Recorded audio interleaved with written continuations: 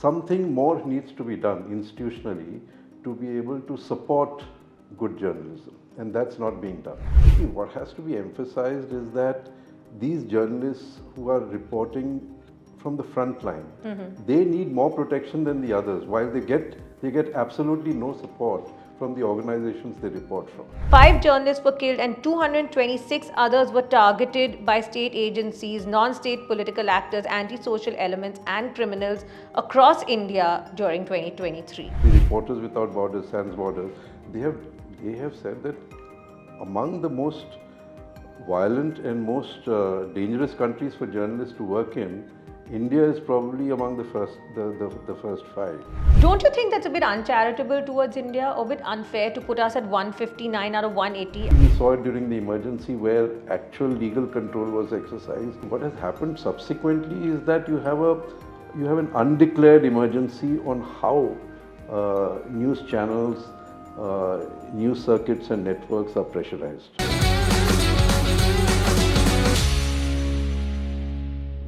The risk of chasing the truth as a reporter has once again been exposed with the brutal killing of journalist Mukesh Chandrakar in the Bastar region of Chhattisgarh. The first real serious blow to the freedom of press in India happened during Indira Gandhi's emergency in 1977. And though we have never faced a situation of that magnitude since then, journalists continue to be targeted and killed for exposing corrupt practices of state and non-state actors. No political party or government is blameless in this regard. To discuss this matter, we have with us on Buzz by the Bay, senior journalist with over 4 decades of experience, the protagonist behind the prestigious Red Ink Awards, currently the consulting editor with the New Indian Express and chairman of the Mumbai Press Club, Gurbir Singh. Namaskar, welcome on the show. Thank you, Anushka. So you are the person behind the prestigious Red Ink Awards, which is a peer award. And you recognize people who go that extra mile to uncover the truth. Yeah, actually, it's the Red Ink Awards have done about 12 years now. During COVID, we skipped a year because of the situation then. But the significant thing is the Red Ink Awards was set up in 2011, the year when a very well-known journalist, if you recall, a gentleman called J. Day, who used to write for the Midday, passed away. Yes. And he was killed. He was shot by it's provenly by a gang hired from overseas, headed by Chota Rajan. And till today, Chota Rajan is in jail, yes, fighting those cases. Now, it was never kind of really proven why he was killed, but obviously it had something to do with his writing, and more specifically about his writing on the IPL and how betting and match fixing had become a kind of industry in the cricket circuit. Yes. Now, exactly who the persons were till today have not been proven. But here was a man who dedicated his life to covering environment cases, investigation in crime, and he was a very well-known crime writer. It's a great initiative because investigative journalism can be very risky, not only in India and many countries. What we've seen now, Mukesh's murder, it really highlights the risks of exposing especially corrupt practices, because that's what he did, right? There was a scam where a 50 crore tender was inflated to 120 crores and basically the accused was one of his cousins who then killed him, and in the most horrific way, and then threw his body into a septic tank. And reporting in small town India and hinterland region seems to be even more dangerous. Of course, Bastar, where this incident took place, is a hotbed of Naxal violence. A lot of people get killed in the crossfire between soldiers and the Maoists. It's very dangerous. But hardly any mainstream media gave attention to this murder. Do you agree with that? It was a lot of YouTubers. Yes, NDTV, because he happened to be a stringer from NDTV, and maybe some other big channels made a mention of it. But to me, it seems at least that, it was quickly sort of buried. The story was quickly buried. I agree, because Mahesh Chandrakar's case was just it was a crime story. It was an event, and people moved on. What the mainline media should have done is gone into the depths of the case. What really happened? Because what he was exposing was inflated tenders, and here the contractor, I think his name was Suresh Chandrakar, if I remember correctly, was a peon, was a sort of part of a low-level kind of police system, and because of his connections, he became a PWD contractor, a Yes. government contractor, and he was getting all these road contracts. I mean, there are multiple stories that should Yes. have been done on it. Yes. That in Bastar, what's the situation where state government contracts are given in this way? What led to the killing? You could see that his social sense was very high, Mahesh Chandrakar. There was I think a Jawan or two who had been captured by the Maoists. He was involved in their release. So he negotiated the release. Yes. I mean, a journalist who has gone out of his way to negotiate, and he's done something. So, but I mean, you go into the depths of it, and I know it because these are cases which come before the press council of which I was a member. I mean, an independent journalist in a place like Bastar in central India, in a small town, would, I mean, he cannot make a living from independent journalism. He'll either have a shop or something, or he'll be doing something else on the side, and part-time he would be a journalist. Right. So you can't make ends meet You cannot. as a journalist. You cannot. So this is a challenge that if you sort of value the fourth estate, and you value it as a mirror to society, and apart from the courts, you take it as an institution which holds the mirror to what is going wrong in it. Something more needs to be done institutionally to be able to support good journalism, and that's not being done. So this murder, as you said, also highlights the plight of stringers or these local freelancers, as Mahesh Chandrakar was. He did stringer work for many big channels, and he had his own YouTube channel. And this is a problem because often big media houses don't compensate the stringers enough. Sometimes they don't even refund them for their petrol use, their diesel use. They don't even Right. refund them for their transport. So it is known that stringers often become embroiled in local rivalries. And then they develop affinities for specific political groups, either at the panchayat level, village level, or maybe at the Vidhan Sabha level.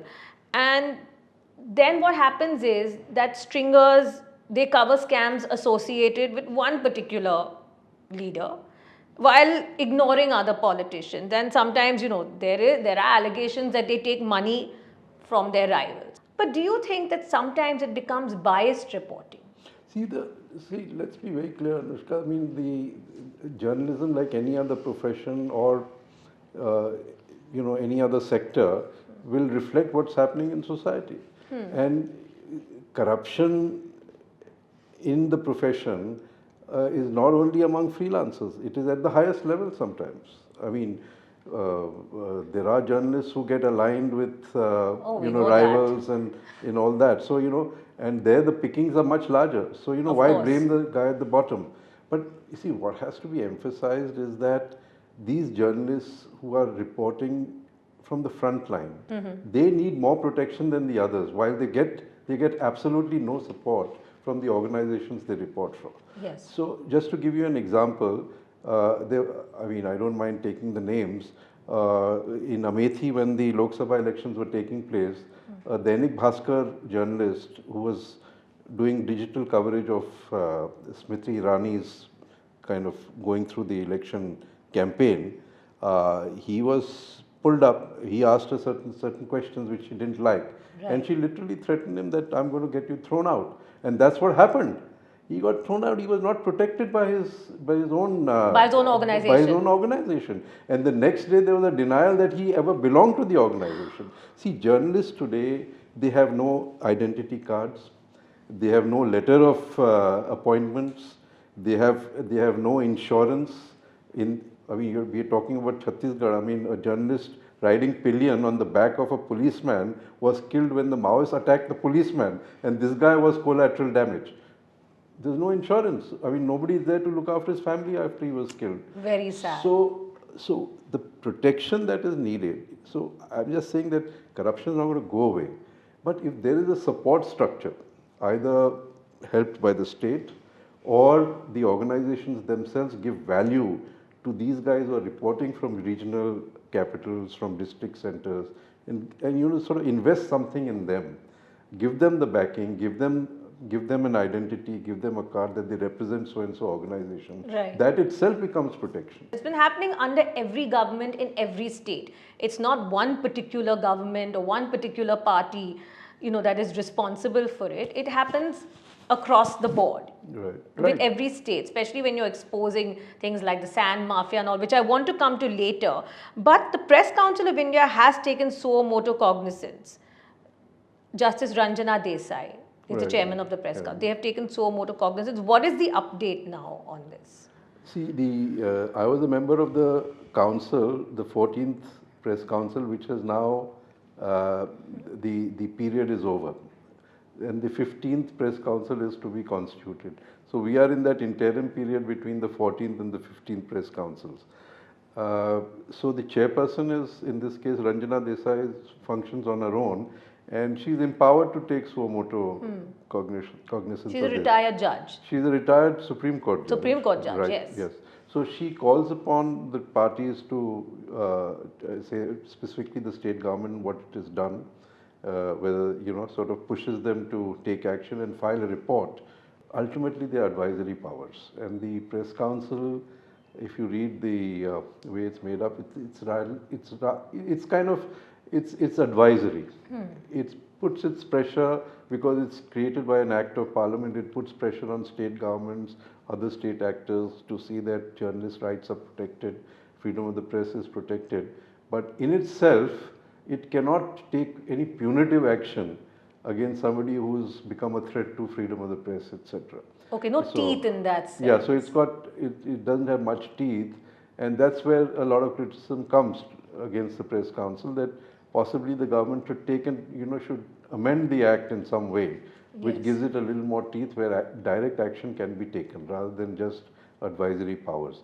Also, the Press Council is limited to, the act was passed in 1976. Now it's limited to just the press side of it. So the development of the media, television, digital side, etc., is not covered by the Press Council. See, it's only recent in the last maybe 2 decades or 3 decades that respect for the fourth estate has happened, but that's mainly in city centers, in big cities, in where the culture and there is some maturity of institutions that have taken place. In small district centers, the reporter or the press is seen as a postman, as a sort of stenographer to events which are happening around. He's not supposed to give his opinion. He's not supposed to delve into investigative journalism. Yeah. He's not supposed to go into these kind of facts. And moment he starts any investigation, he or she goes into some event in depth, it hurts one or the other parties. And there is a certain intolerance to any kind of criticism, because these are like local satraps who are kings in their own fiefdom. Right. And moment you hurt them in any way, the reaction is overwhelming. Of course. So, I mean, the case which the Mumbai Press Club also highlighted in 2015 was the case of Jagendra Singh. Yes, in UP. In UP. Now, his case was he was writing against sand mafia. The main facts were that he was also a stringer for Amar Ujala, and nobody supported him when a minister. Here again, what you said is absolutely right, that no party is above board. There it was the case of a Samajwadi Party. Yeah. So the Samajwadi Party's PWD minister, one Verma, Ram Murthy Verma, he died recently. Yes. He passed away. So Ram Murthy Verma was the head of this sand mining gang, Yeah. and this chap was writing against it. So they first tried to nudge him, to threaten him. All that did not happen. So finally, a Pose police went and that is what is reported. A Pose police went and poured petrol over him as a threat. Yes. And somehow or the other, that petrol caught fire, and he died a horrible, horrible burnt Just death. horrific. The point being is that a Facebook, he ran a Facebook digital magazine, Yeah. which must be viewed by how many people? 2,000, 3,000 people. What was he? He was not a big threat, but a minister's ego was hurt, and this is how they got back at him. Yes. So it is, I mean, it's terrifying that these are the conditions with journalists in these smaller towns. In this case, it was Shahjahanpur. Yes. In UP. Bastar, it was, we have this case of Mukesh Chandrakar. In Bijapur, around there. Yeah. So these are the cases where, how does this society protect the messenger? Because these are the messengers which are giving you the news. Very sad. So the protection needs to come firstly from their own organizations who hire them as stringers. There Right. needs to be more protection from them. There needs to be protection from the central government in terms of bolstered laws, in terms of giving more strength to the Press Council of India. And overall, I mean, the public has to keep speaking out about it. Mainstream press has to keep speaking about it and not hush it up, right? So that these matters come to the forefront. Coming to a few statistics, the Press Council of India has reported that the hinterland and small towns, those are the most dangerous. But stats from the India Press Freedom Annual Report 2023, this is 2023, 5 journalists were killed and 226 others were targeted by state agencies, non-state political actors, anti-social elements and criminals across India during 2023. There must be an updated statistic for 2024. I think we don't have that, but the latest in the Reporters Without Borders, they have the 24 report I mean, they sort of say that the conditions in India, they have ranked India at 159 out of 180 conditions on the World Press Freedom Index of Yes, that 24. I saw. So, after that, we don't have any statistics on how many journalists have been killed, but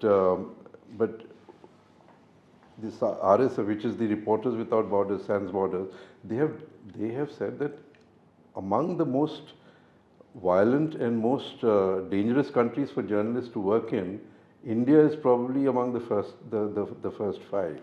That is what they have stated. I want to come to that report. I have been reading that report and I want to come to other factors in it. Don't you think that's a bit uncharitable towards India or a bit unfair to put us at 159 out of 180? I'll tell you why I feel that. India is currently comparable to the occupied Palestine territories, UAE, to Turkey, which is a flawed democracy, Russia, an authoritarian regime, and Pakistan is 152. The truth is, we still have outlets that are quite critical of the government. We have The Wire, we have in YouTube channels like News Laundry, News Minute. We have big YouTubers who speak very openly against the government. They criticize it, constructive criticism. I'm not saying it's wrong criticism. It's a lot of constructive criticism. We have YouTubers like Dhruv Rathi, of course he's based abroad. We have the Desh Bhakt. We have so many who are critical of Modi and the government. Don't you think that like a ranking of 159 is a bit unfair? Then to compare us to Gaza and occupied Palestine, don't you think that's unfair? Many people have asked me that, and there's a lot of debate in this.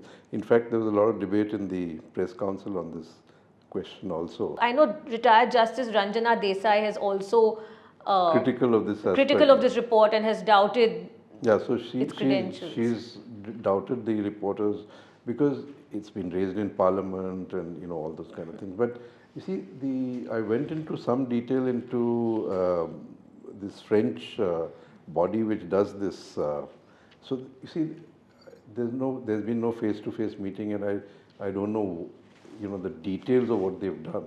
But they factor in many things which includes things like legal protection for journalists, the institutions which own the media in terms of the newspapers, the TV channels, how much do they protect their own journalists?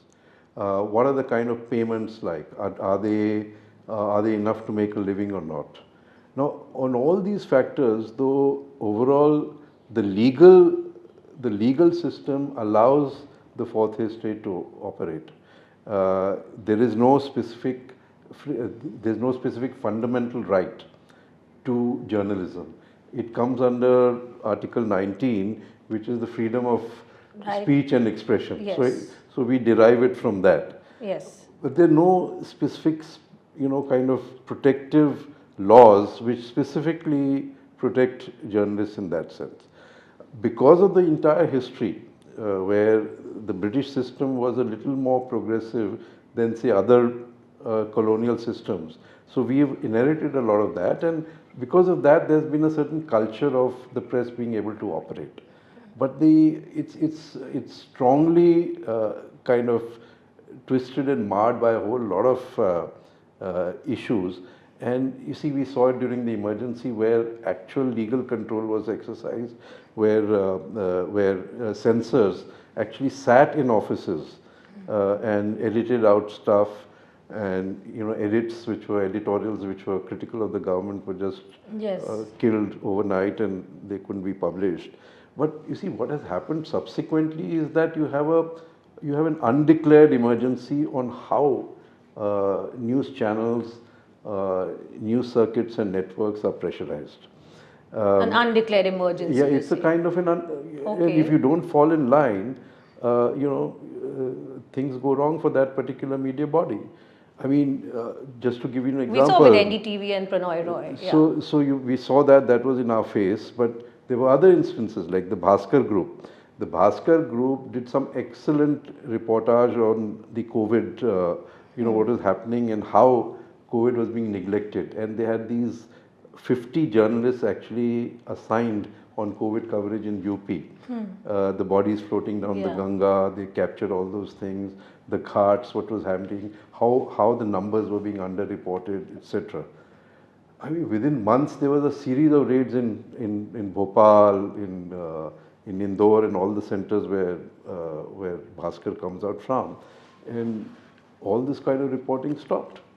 So, media, the ownership of media is such that invariably they are into other businesses also.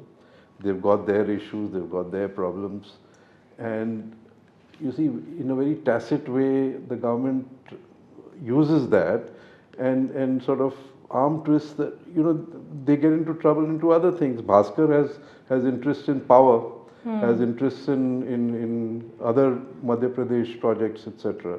So, arm twisting becomes very easy then. Yes. So this is what has happened. And the mainline media has by and large fallen in line. I would say Totally. I would say about 95% of the mainline media toes the government line. I mean, I don't want to pick names again, but editorially it is told to all the senior journalists in most of the larger media groups that certain people should not be named, should not be criticized. That brief is given to them. Yes, huh? so it's very clear. At the same time, I would like to put a caveat that because of the history of Indian journalism, that it has, I mean, we are right in saying that the culture of freedom is much more here. So what you have is a sort of a takeoff, a kind of complete alternate system of journalism which has emerged, which are the YouTubers from Yes. UP, digital media, not just wire and the scroll, but thousands and thousands of YouTube channels.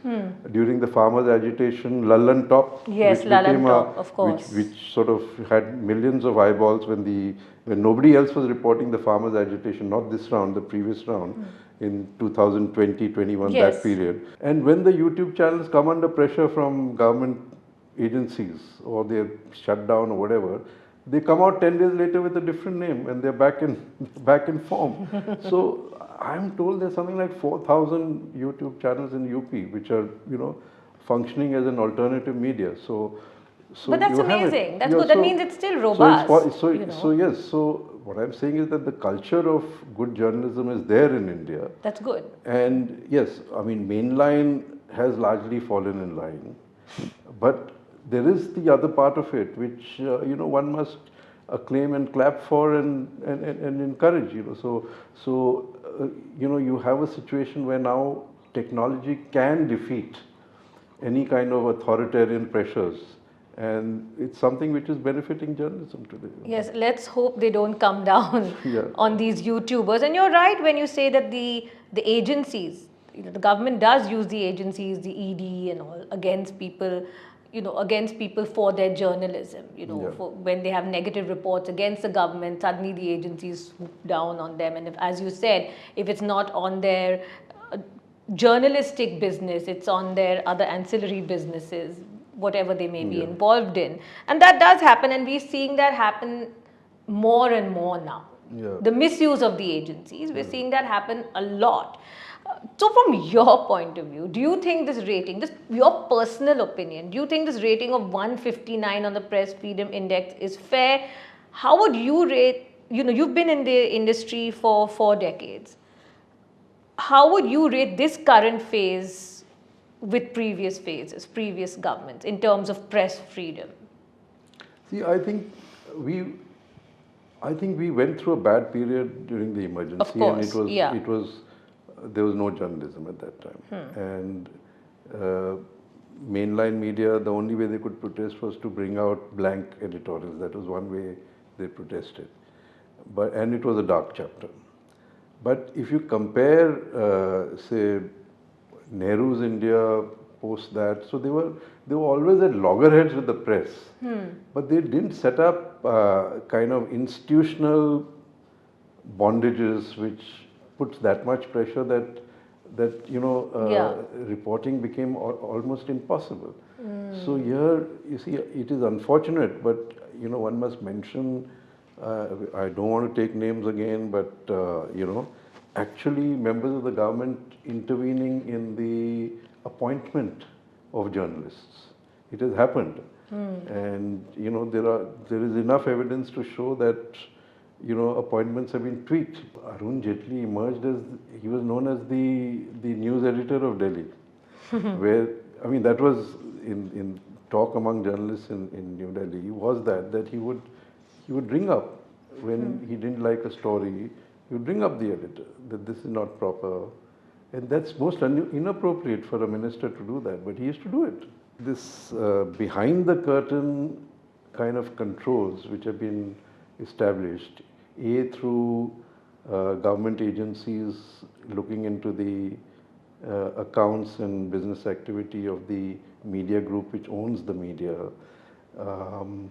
pressurizing the journalists directly with all sorts of threats, denial of access to those journalists who are critical of government, failure to have regular press conferences by the Prime Minister and other senior ministers, Yeah. and just sort of interacting with media through leaks and IAS officers giving out handouts. I mean, that's the system which has been set up. Yeah. Now, it's definitely snarled the free press into quite a kind of corner. Now, it's not that the Congress government didn't do it, but it was not such a manipulative system as we see now.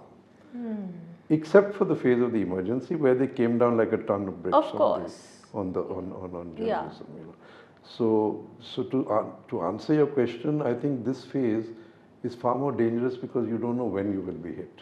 Okay. As it is, it's a difficult business. Journalism and the media business itself is under stress because advertising is not so high. Yeah.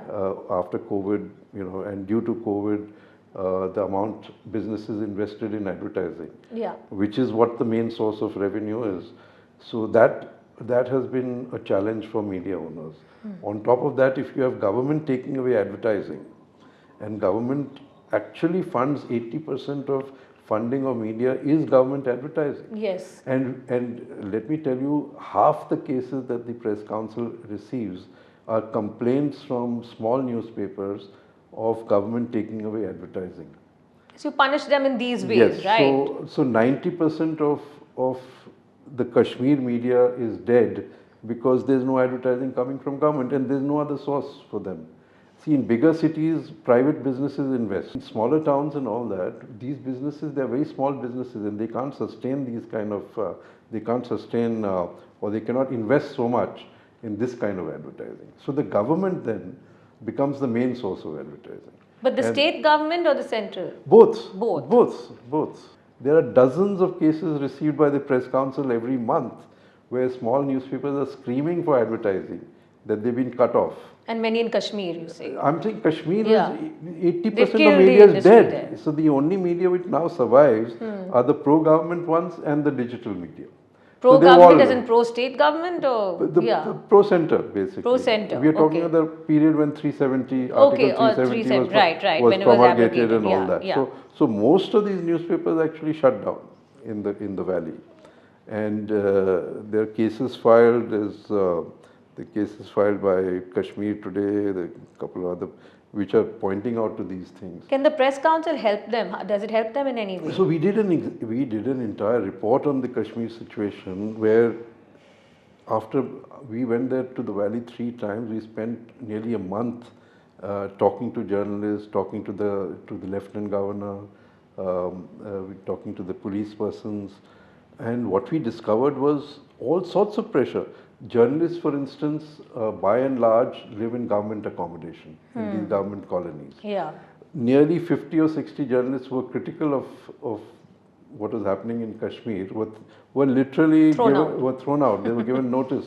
Within 2 weeks, they had to vacate Evicted from their their residential homes. accommodation. Okay. Again, many of the newspapers occupy government offices. Yeah. They're allotted offices by Yes, the government. yes. And these can be, sort of cancelled at the whim of the local officer who is looking after land and revenue. So dozens of these poor small newspapers which are dependent on surviving out of these offices have been thrown out onto the streets. Kashmir, the media, the print media at least is dead. 80% of their outlets Very are sad. closed down. Yeah. So that's what's happened, and many of them are now shifted to digital media. Those are also under pressure, but I mean somehow or the other they survive and they do their work. That's really unfortunate. I want to come back to another statistic. See that 13 of the journalists killed since 2014 were working on environmental related subjects. I mean, I find that so tragic. Mainly they were talking about land seizures, illegal mining and quarrying, which is awful. Then of course the sand mafia, which we already spoke about. Then these road tenders and things like that. We are not aware of the harm we're doing to the environment, okay? We just totally gloss over it. And when someone tries to bring it to the forefront, they're killed. Do you feel that it's these cases that are most dangerous to report on? I think the issue is that the stakes are very high. It's running into crores and crores. Yeah. So reports, you see, these are areas which are in nobody's eye. Nobody knows what's happening there. They are all under the radar. Yeah. These guys who are operating these cabals or these kind of gangs which are doing this kind of work, they are all they're protected because of the sheer inaccessibility of these areas. So the one way that all this comes out into the public is the journalist who comes and probes it, he writes about it. First the local press carries it, then it gets picked up by the mainline press, then maybe some bigger channels come and cover it. So then the whole thing becomes an issue. An example is Vedanta's bauxite mining in an area called the Nyamgiri Hills. This is in Odisha. Yeah. And they had all the permissions and they were given the permissions, but the one permission they did not have is that they could not mine in tribal areas. Okay. And the Nyamgiri Hills were seen as a religious, or they had a kind of religious value for the tribals, Yeah. and the tribals opposed it. So initially, when the smaller journalists started reporting and all, they came under direct pressure from the Vedanta. Yes. Then, of course, it became a very big issue, and Vedanta couldn't control it, and ultimately that bauxite mining was stopped. But Good, yeah. a lot of people suffered because of that. Uh, I mean, where it could not be stopped and where the tragedies continued was the case which we discussed on Yes, phone. we discussed. That Shashikant Shashikant Varishe. No, Ratnagiri. So Shashikant Varishe, what was he reporting? He was reporting on Ratnagiri, the company called Ratnagiri Petrochemicals, was shifting its location to another area which is eco-sensitive called Barsu. Okay. And this was sort of seen as a threat by the local people who were opposing the entry of a petrochemical unit in that area. There was a kind of a lumpen character called Ambekar, Pandarinath Ambarekar or something like that, I think his name was. So he started this thing of pressurizing him to stop writing. When he didn't, and the report came out, then finally he ran him over with his SUV. Yep. A Thar SUV, Yes. and he was killed at a petrol pump. So he's been arrested. There's a charge sheet filed. The charge sheet also alludes to all these things. The charge sheet largely supports what we are saying. Yeah. And he's under arrest. He probably could get convicted. So let us see. Yeah, so this happened in 2023. 23, yeah. Not long ago Not at all. long ago, yes. Yeah, the local and Yeah. this So he used to- Ambedkar was a local reality broker in that Right, region, that right, Konkan yeah. region. So he was negotiating with Ratnagiri Petrochemicals for the acquisition of land. So he and his partners had a lot to lose if Ratnagiri Petrochemicals changed its mind and relocated somewhere else. So illegal mining, quarrying, this is the bane of this country. People don't realize the disastrous effects of it on the environment. We saw what happened in Wayanad. You know, we've seen what it affects the wildlife, it affects everything, and people just ignore it. Of course, it's huge money involved, but I believe that these mining mafia are the most dangerous, possibly the most dangerous for any journalist. Yeah, so it's not. You see, these are the mining mafias are really the small guys. There are a lot of very high level corporate interests which ultimately operate through these smaller mafias. The immediate violence, it seems, is of a local kind of mafia element, but behind that Is a big there are a corporations. lot of corporate interests which are into mining, into surveying, into plantation development. I think it's great that people are doing this investigative work, especially where the health of the environment is concerned, because we have absolutely no idea what a precarious situation we Right. are in India, in the whole world, and in India, of course. You had submitted a report, arrest, wrongful detentions, and intimidation of media personnel in September 2024. Can you give us some idea of this report, some statistics? Yeah, so the report basically outlines in the last 2-3 years a series of incidents where journalists have been either detained wrongly, in some cases preventive detention laws have been used against them, basically prevented from reporting and doing their job.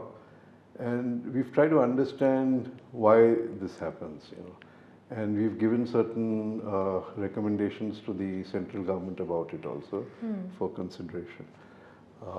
This was voted upon, and the report itself was accepted by the Press Council, and ultimately it has reached the I&B Ministry. So we hope some action will be taken on that.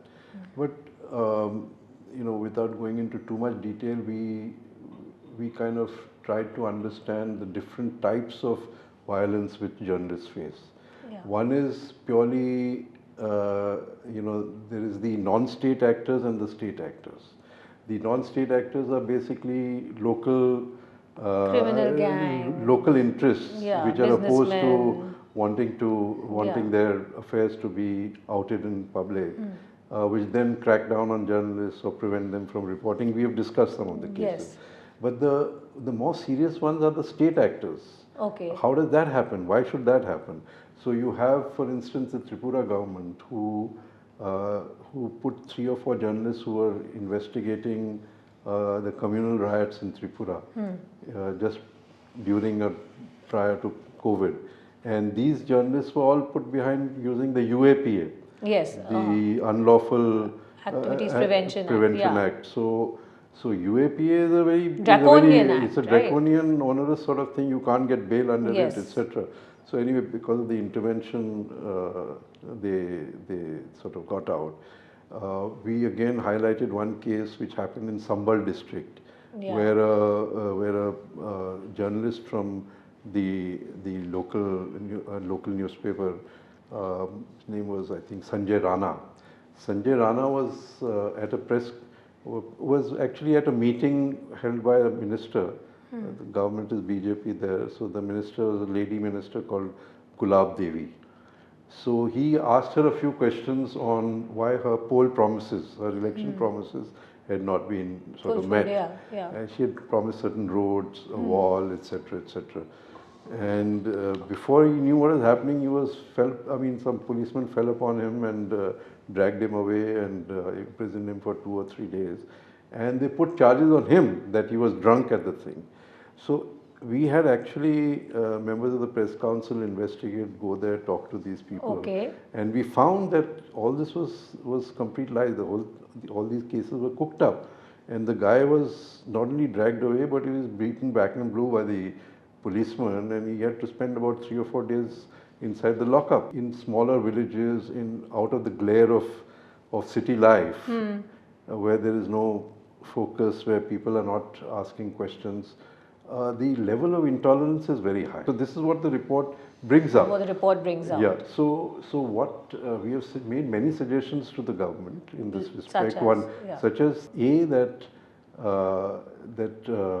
before arrest or detaining any journalist, there should be a check with his principals, with his editor, with his publisher, whether he's actually assigned for the story.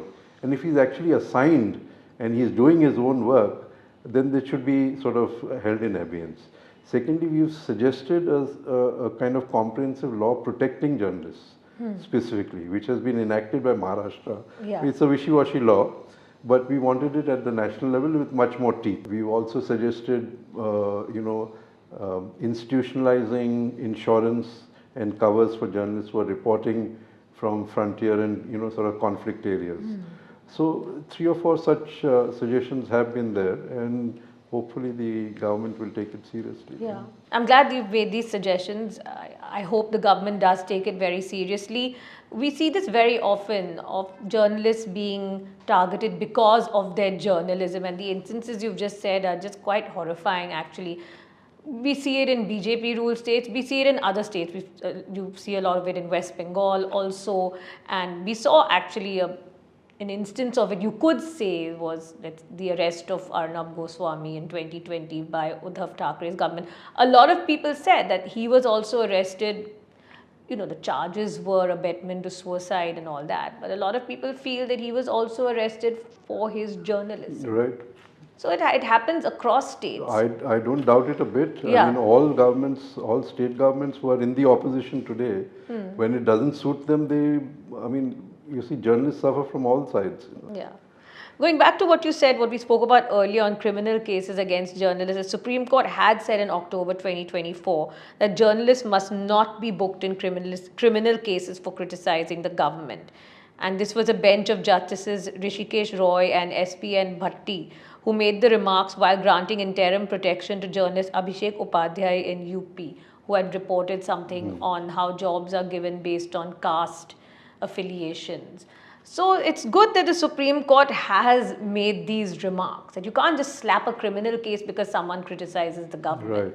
Right. So those are positive developments, and hopefully your report will also be taken seriously. Lastly, could we end with a word of advice to investigative journalists? As a journalist, if you could give a few tips, how to go about it, how to stay motivated, and how to stay safe if possible. So I think there is a lot of regression from the importance of investigative journalism, which used to be there a couple of decades ago. There's not much push to get journalists to do that kind of work, because it is dangerous for the media group and it's dangerous for the journalist himself. Yeah. So the motivation factor trickling down the line is not very much. So journalists should not be deterred by that. Their job is to unearth the truth, and that's what they should be doing. So that's the Bible for journalism, and they should go out and do that. At the same time, we find that the checks and balances, the principles of journalism, of fact checking, of seeking all sides of the issue, and getting the picture from all the angles, that has definitely fallen short. People have their preferences. They are very often motivated by factors other than pure journalism. Now that has definitely increased, and that's another discussion why all that has happened. But we won't go into that. But for a younger journalist coming up, he should just keep focused, keep laser focused on the question of getting to the truth from all angles. Absolutely. So stay razor focused and do your fact checking. Thank you so much, Thanks, Gurbir Anushka. Singh, for joining It us. was a very interesting discussion. Thanks Very so much. interesting. Thank you so much.